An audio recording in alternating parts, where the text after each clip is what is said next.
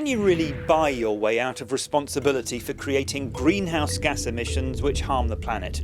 That's the key to the argument about carbon offsetting. It's like a compensation scheme for governments, companies or individuals.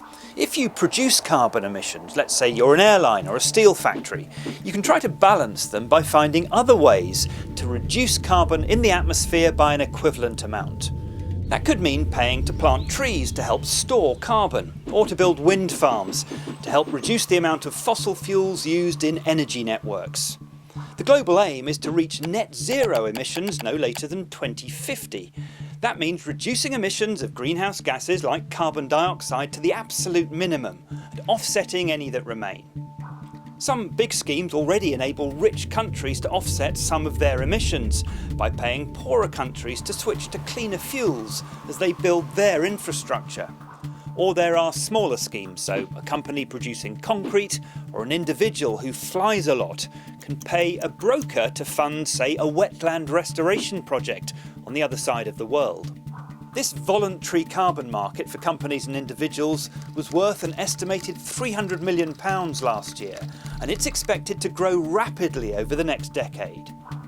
But environmental groups are really sceptical. They argue that offsetting now can simply be a way for the wealthy to avoid or delay taking the necessary steps to reduce their use of fossil fuels. And even if you're paying money towards offsetting schemes, how can you be sure that those trees wouldn't have been planted or those wetlands restored anyway? How permanent are your offset contributions likely to be? Trees, of course, can be cut down or burn in wildfires. In other words, is your money really compensating for the extra greenhouse gases you've produced?